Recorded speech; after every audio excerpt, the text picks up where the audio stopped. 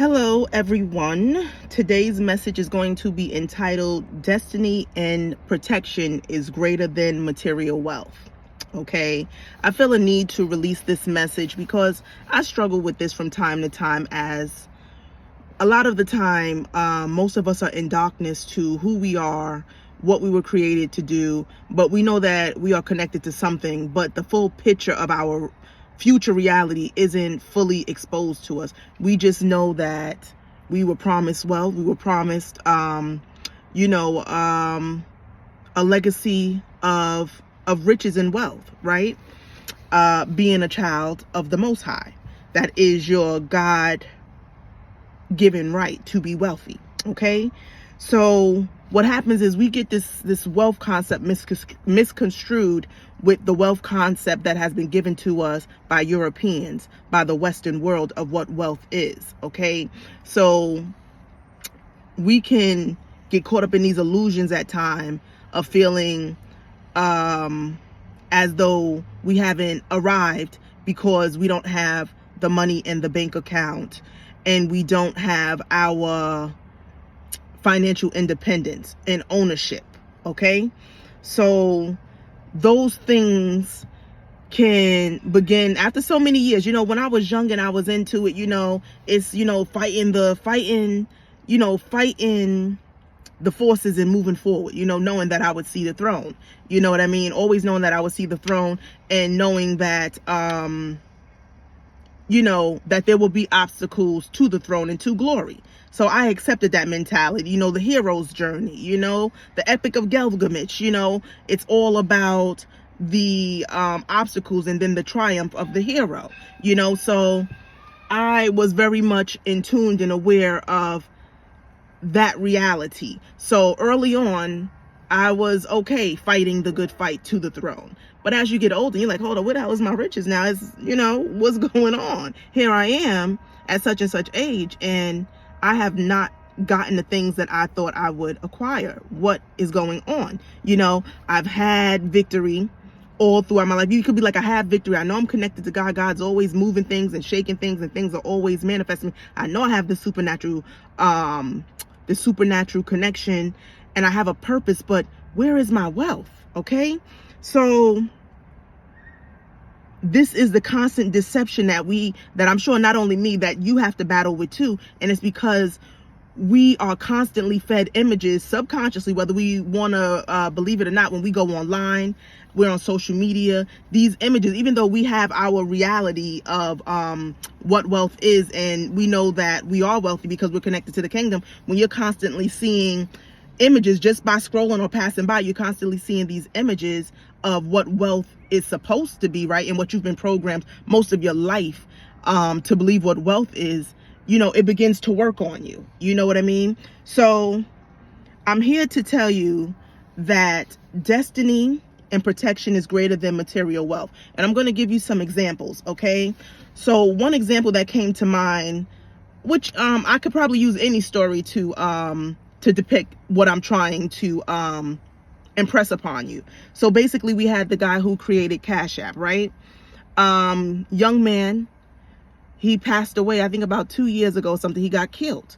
This was a man who made a great invention that did so much good for people, and he met his untimely demise. Okay, so he had the wealth, he had the fame, but he did not have the protection. Okay, so we can see people who may acquire wealth early on in life, right? Young people, we're seeing young people, with more money than the elders, and that in some way is causing some kind of what is it? Not dystopia. It's causing some kind of what's the word I'm looking for? It's causing some kind of imbalance when we have children who are making more money than grown folks in their family, the elders. That creates some kind of power struggle and some kind of falsity. Okay, so with that, God will withhold wealth, in the sense that we have seen it be displayed, for that reason. because it can be a distraction early on in your spiritual development. Okay. If you had all the money that you want, would you be interested in this wisdom and knowledge?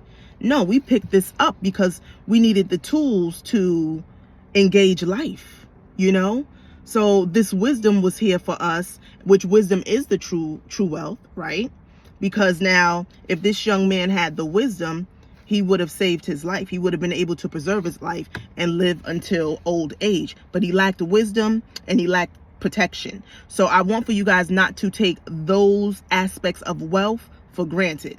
Those things are very, very important. That's why, the Bible tale of, I believe, what was it, King Solomon, he asked for wisdom. As I was dealing with the Hindu gods, they were constantly telling me, don't focus so much on this material wealth. They said spiritual wealth is where it's at. Okay, ask for wisdom. And I understand now at this age why they said that. Okay. So that is one example of someone who had come into great wealth very early on, but lacked protection and wisdom. Okay. Let's see. Then I want to give you guys examples of prosperity, okay, in the form of protection, okay? Because prosperity and wealth is not just only gold, shiny, and cash, okay? It comes in many different forms, okay? So an example of prosperity in the form of protection, okay? A few years back, I had a warrant out for my arrest because I failed to make a court appearance with some kind of, I forget what it was at this time. Let me see. It was something with me and my daughter's father, right? He was taking me back and forth to court like every week. And I decided enough was enough. I left the state, I moved, and I said, I ain't dealing with this shit. And I had that courage in knowing that everything would be all right because I was in tuned and connected, so I never worried about the warrant. I had an understanding that it was there. They were calling me when I left the state and trying to get me to come back and all type of craziness, but I ignored it, So eventually over time, right, I'm in a new place. I need to get to work. I need to get things done. I need for that warrant not to be there. I need to get housed and I need things. Okay. So I want you to know that prosperity in the form of protection from the Most High, okay, looks like I became untraceable, okay? So my warrants were not detected in any of the searches when I went for housing or went for work or went for my license. It never showed up, okay? Let's see. And then eventually over time, I remember I got stopped by a police officer, and that was divine. It wasn't, it was God letting me know, like, listen, the warrant is gone. You don't have to move the way you've been moving. It's totally gone. A police officer had stopped me, and I was driving, and I felt like even what he was stopping me for was erroneous. You know what I mean? He said I was going too slow in a fast lane, right? So he pulls me over, he gives me a citation. I say, okay, cool. And I think, so he gave me the citation, but I didn't get arrested. Now, if I had a warrant out, I would have gotten arrested right then and there, but it wasn't there. So I decided to call New York to see what was up with the warrant, right? They told me they ain't have no warrant. There ain't no warrant exists. Ain't no warrant ever exists, okay? So boom, I was untraceable. When I fled from my violent ex-husband, I needed to get to safety, right? I became untraceable, okay? So let's see. So that's one form of protection that God will grant you, okay? So let's see. Okay, so I put down, they had hired private investigators. They even had an insider at the CIA or the FBI that was a part of his family that worked there. And how did I know that? Because years later, when him and I tried to reconcile, he had told me that he had done all of these things, that he had private investigator and as well as somebody working the CIA, and they was running searches on me, but they couldn't come up with nothing on me, okay? Now, he's a huge liar, right? He tells all type of lies, and he was a great deceiver. So, I took that with a grain of salt, but I knew, I knew like that he was actually telling the truth about this, even though it was coming out of the mouth of a liar. And the reason I knew that was because also now, right, this is a form of wealth that God will give, okay? I'm going to connect these two. So during this time while I'm in the wilderness, right, and I'm trusting in God for everything, living completely supernaturally. Okay. I was becoming backed up on bills, right? The stress of this warfare that my ex-husband and his family was launching against me, exhausted and just, just drained. So I had met this guy, this older white guy, and him and I hit it off, you know what I mean? And he was a good man, and he wanted to look out for me and do things for me, you know what I mean? So we had built a friendship and a rapport to where if I needed something, I can easily ask him for stuff. Or he just gifted me things, bought my daughter a new bike and stuff like that, and that's a form of wealth. It's a wealth transfer, God taking, well, I know most times when we hear about the wealth transfer, we hear about it as in the form of God taking money from the wicked and giving money to the righteous. Now, I believe that this white man was doing his best to be a good man and a good Christian, but I believe he done some things in his past that to why he was led to the Bible. He was trying to right his wrongs, and he was trying to right his wrongs, because not only was he helping me out, he had some other women that he was talking to and seeing that from what I understand, he was helping out as well. So God will take the wealth of the wicked and make sure that his children are provided for in times of need. Okay, so he placed this man, this destiny helper in my life to give me resources. Not only did I get my bills paid, I also was afforded a vacation to go further my knowledge. He had paid for me to go up to New York. They had some conference, some conscious event in New York where it was a gathering of all black people coming together and talking on certain matters or whatever. And he paid for that, which was nice. And that gave me, that was a trip I took solo, time away from my daughter, had a babysitter and everything. And that was nice. My soul needed a break from my child, from the warfare, and to go spend some time with my people, engage that consciousness. So this person was sent. It was a divine helper that God placed in my path to help me. That's a form of prosperity, kingdom prosperity, okay? When people have money, it's not just for them. It is for the kingdom. And now look, this is why we're going to see all of these people that are in our community, these blacks who have been multi-billionaires or millionaires for forever and ain't really done nothing, right? I think I've done a message, or I might do a message, but the message is that money don't belong to you. It belongs to the kingdom, because these people are hoarding this money, right? And using it for things that are unrighteous. We're going to begin to see more of them fall and lose portions of their wealth, okay? Because they didn't use it to better others. Okay, they used it for greed and to keep their status. And, as much as our people are lacking, they didn't build anything or do anything. You know what I mean? Or at least hire someone. We know that God has gifted them in their arena, like these entertainers. He has gifted them in their arena to be singers and dancers and entertainers. Cool. We know that that's your job. You don't have, your job isn't in the field of building or doing other things, but you hire someone to create what you can't create, because now you have the money. So you need to be the financer of your people's well-being and your people's growth. But none of them have done that. Okay, so like P. Diddy, now he's facing judgment, and they're stealing all his money from him, literally taking it all back. So it's like y'all allowing these people to take all that money that you have been granted, right? It's being taken from you because you never used it in the direction that you were supposed to use it. So now it's being taken from you and stripped from you. So what you rather do? Y'all rather go out here and make all of this money and in 20, 30 years let these folks come up with allegations up against you so that they could take it back? Or do you rather give it to somebody to begin to build your people up? Okay? Because we don't have nothing. Okay? I done been to Asia Town, Filipino town, what else you got? Latino town. They got all that all through America, right? Where they are the predominant population. They are the predominant retailers and business people in that area. Our community, if we happen to have an area that is all black and all us, you guess what we got? We got them doing, all these other different minority groups doing business in our community. We have no ownership in our own communities. Okay, but in their communities they have ownership. So our people ain't oblivious to what's going on. Why ain't they done nothing? built supermarkets, built a bank, built, you know, something. Give somebody that money to go do something instead of flaunting it in our face, telling us how rich you is. Now that shit getting stripped from you and taken from you because all you did was brag about how rich you was, you know? So let me get back on track. What was I saying? Okay. So now this man helped me out. Okay. So that was a form of prosperity. Now, okay, this white man, he was a widow. Is that what we call men who lose their wives? He lost his wife. So he was, I think that's the word. He was widowed. Or is that the one for the woman? I forget. But y'all know what I'm saying.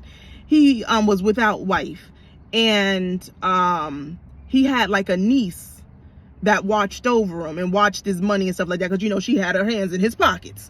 So look, I know she about caught a heart attack when she seen on his credit card something about some black magic, because I went to like it was Black Magic 363. He throws events a couple years ago he used to throw events back in New York because that's where he was at, but now he does them in Atlanta.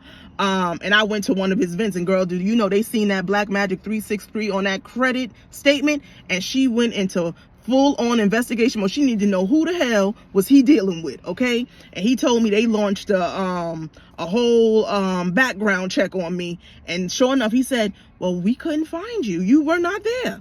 So God gives you the protection of being cloaked, okay? I was invisible to those who did not need to see my information, okay? And also just invisible so that God insures his property. He insures his children. Like, he has insurance out on you, so he has to ensure your greatness. So he will go to great lengths to ensure that you are stable and you are well, okay? So you need to know that these are forms of prosperity, okay? So let's see.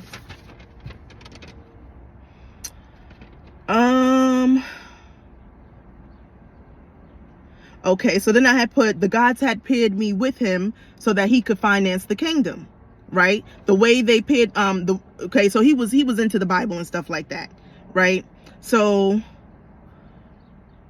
the money that he was giving me, right? Because I am the new one to inherit the throne. So God put him on my path so that he can finance the kingdom. By him giving me money, that was an act of financing the kingdom, which ensured my well-being, okay? Let's see. Okay,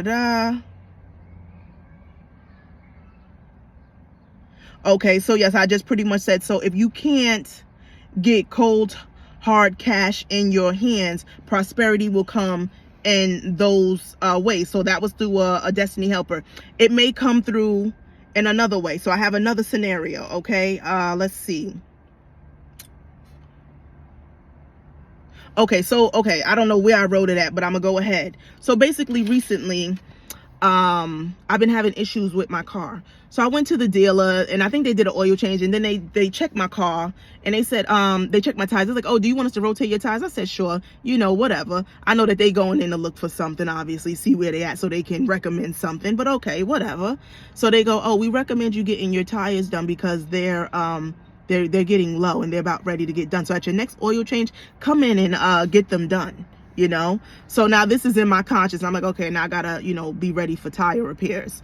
So now, sure enough, I'm also fighting these spirits that don't want to see my reign, don't want to see me reach the throne. These thieving spirits who are constantly trying to delay my ascent to the throne. So what they do, okay, they work in the spiritual at night in darkness, right? So that they can make something manifest in the physical that can begin to drain my wallet, okay? So the physical manifestation of them trying to drain my wallet was I get a nail in my tire. Now I already have in my mind that I need to go and get a set of new tires or a whole new set because I just was at the mechanic and he suggested that. Okay, cool. So now I'm like, all right, when I gather the money up, I got to go get this done. So I gather the money up and now I'm ready to go get it done. But the Lord, the way we communicate sometimes, oh God, it works my nerves, but it's effective. Okay. So I'm thinking now, I'm ready now. I got my money gathered up. I'm ready to go get these tires. For the past couple days, I hadn't been doing too much driving because I wanted to ensure my safety, and you know, I wanted to be good, so I wasn't doing much driving, wasn't making money, just chilling. So now got my money gathered up and I'm ready to go get my tires this day. I done called places and done figured out who got the best prices and what tire I'm gonna get and all of this.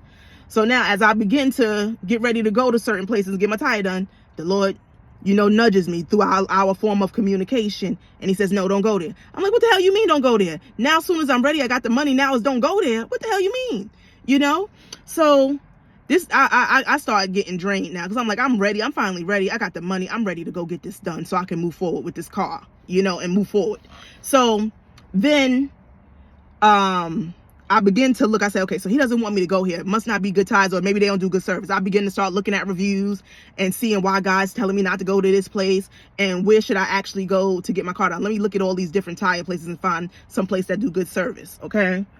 And nobody had good reviews.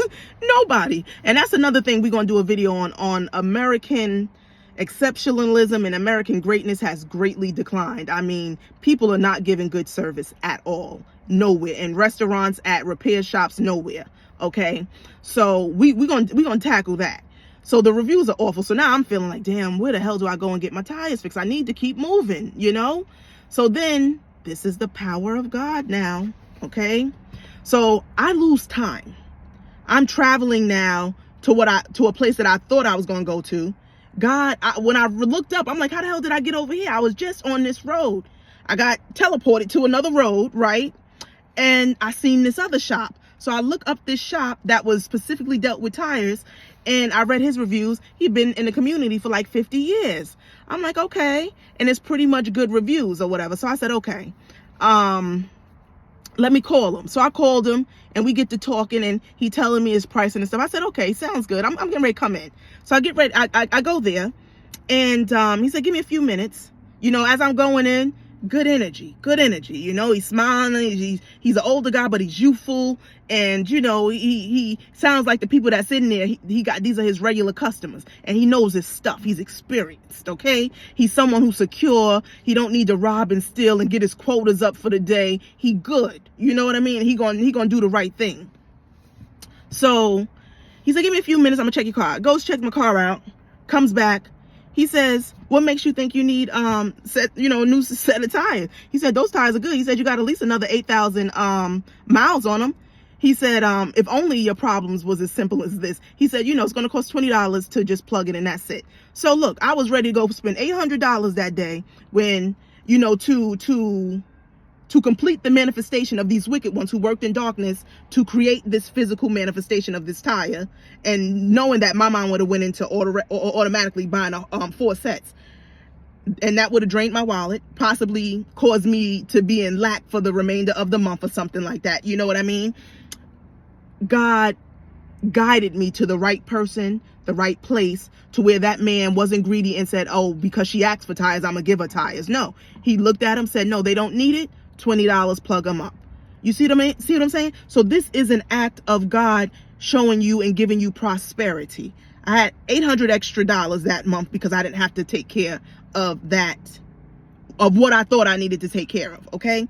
Like I said, you would have went to some mechanic who was thirsty to get that money, and they would have told you yes. So now another thing is, when God is telling you it's a no on something, listen to him, no matter how you want to move forward. Now, I've been dealing with car issues the last couple months, and every time I thought I had the right mechanic and God be like, nope, you ain't got it, right? He'll just stop me, and I listen. I'm obedient, okay? I don't, if God say it's a no and he send the signs that it's a no, I don't deal with it. I step back, and it could be 2 weeks before we get to the right mechanic or the right person before I do anything. That's how I operate, and that's the kind of trust that I have with our creator, you know, the gods. So that's the level of trust you need to have as well. No matter how monotonous it is, you know what I mean? God is all seeing. He can see into the future. He knows the pitfalls that you might get into. So just always be obedient, okay? And like I said, he made me lose time while I was driving on the road, and somehow I end up on another road that I don't know how the hell I got there. And this done happened before. So the gods can do things. They can make you see things, right? So when I get impressions and I can do my divining, it's because they are doing something in the brain that allows me to see things that they want me and need me to see. You know what I mean? As well as they can move you forward or backwards in time. I've experienced it, okay? I ended up on a whole nother street, and the shop that he wanted me to go to was right there. Okay, that's a form of prosperity and protection. He protected me from the thieves who would have stole my money because I was willing to go give it to him. Okay, now let's see. Okay, there are many people who are dead, came to an untimely death for continuously. Oh, okay. So this is another thing. Okay, so I want to tell you how God backs you and he ensures your well-being and your ascent to the throne. Okay, a form of his protection is prosperity. Okay, so there has been many people who are dead, came to an untimely death for continuously blocking my path, okay, and not heeding to the warnings to back off. Okay, when you are chosen, right, there is an army that follows you everywhere you go. You know how the president rides with the Secret Service and they're all guarding and protecting him, right? Now, theirs ain't nowhere on the level that ours is, because we've seen, well, I don't even want to get into that. I'm not going to say, I was going to say that ours is more superior because you've seen what happened to perhaps Abe Lincoln or John F. Kennedy. They were able to assassinate him. But however, that I'm sure was orchestrated to happen. So they allowed that to happen. It wasn't that they were truly protecting him. They wanted him gone. So they allowed that assassination to happen. But with our God, there is an invisible force that walks with you. They are there everywhere you are. Okay. I remember having a dream a couple of years back, and some forces was after me, but then God showed me the military coming in on my behalf, and they had to back down because my military ranking and forces were higher than the forces that were coming after me.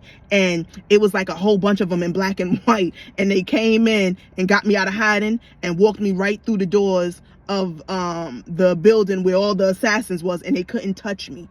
Also, we are untouchable. You need to understand that. You need to know that. I'm gonna do a video on that. We are untouchable. You need to live your life in that way, but with maturity, obviously. I don't want to tell you that you're untouchable when you're out here doing things that ain't righteous, and that can get you, you know, up and out of here. We are the righteous ones and we are the untouchable ones. So that has to be, you know what I mean, together. Okay? So yes, God will protect you. You have armies. Who knows how many? I remember the Bible talking about how there are just legions and tens of thousands on mountaintops that walk with you. And I can believe it. Like, I got these birds following me. You know what I mean? Some at some point I thought they were monitoring spirits, but a part of me believed they're an aspect of protection as well. Okay? Where they follow you everywhere you go. And I believe that they can transform from animal form to human form if they need to protect you in any situation. Okay, so we have that level of protection. That is wealth. Everybody don't have that. Those who got the wealth and fame, how many people have come to an early demise that were wealthy and famous? Okay, so we have to be appreciative of what we have. Okay, let's see. Okay, so then I put, so we must stop chasing the dollar. The dollar will come to you. Okay, all your needs will be met. Okay, that is how we do things in the kingdom. We don't live this savage life where one person got it and nobody else got it, and everybody got to look up to you for something. Everybody got to catch your breadcrumbs. We don't live like that. Okay, we live where everybody got everything that they need. Okay, and we live harmoniously. Okay, so the Lord wants me to also let you guys know that you are the true dollar, the true wealth, okay? And ultimately, when we come together in unity, that is where the true wealth lies, okay? Put put the kingdom first, right? That quote in the Bible, seek ye first the kingdom of God and all things shall be added unto you. Very, very true statement, okay? So what you need to do is put your spiritual workings first. Put God first, okay? So when I say spiritual workings, we need to constantly be in prayer, constantly in meditation, whatever form of gift that God has given to you, you should be sharing it and you should be working it. You should be maturing that gift. What do you call it? Yeah, maturing it, making it, better. Light your candles, your altar work, keeping your altar work together, keeping your space clean. Cleanliness is next to godliness. Very true. Okay. Helps you think clearer. The gods love to be around cleanliness. So keep your place clean. Okay. Communing with the gods, in constant conversation with them. Okay. Through your spiritual workings, like studying and doing your investigation into the knowledge and wisdom that's bestowed upon you. Okay. These are the things that you have to prioritize, okay, over the dollar, okay, especially in this economy where the money isn't flowing as it should be, okay. Instead of taking up that extra shift or getting another job, put more energy into your craft, put more energy into your spiritual work, okay. Now, if you absolutely have to take another shift, maybe this one time or something, because it's going to get you over the hump, go, by all means, go and do it. But I'm saying, don't look for that to be your savior and your way out. Okay. Remember, you are the money, you are the wealth. Sometimes it just takes sitting down. God will send you something and then you be like, okay, thank you, Lord. Yeah, that's the answer to the problem. You know what I mean? Instead of overworking yourself and never having time to commune with God and sit down and have self-care and to tap into your spirituality. That dollar, when it start lacking, don't go running to go get more of it. It will come to you, okay? It will come. We need you constantly in your gifts and sharing it with the world, okay? And constantly in communion with our God. This is what's going to help us overcome, destroy the current system, and bring forth the kingdom, okay? Now, let's see. Okay, so then I just wrote again, when things are stuck or stagnant with your money, don't pick up an extra shift or job. Get to your spiritual tool book. Your tool book is the things that I just listed above and whatever else that you may have. Okay, surely you will find relief. Okay. Then I had put in PS, take the extra shift if absolutely necessary. Just don't make it a habitual replacement for your time in your work inside of the kingdom. Okay. Let's see.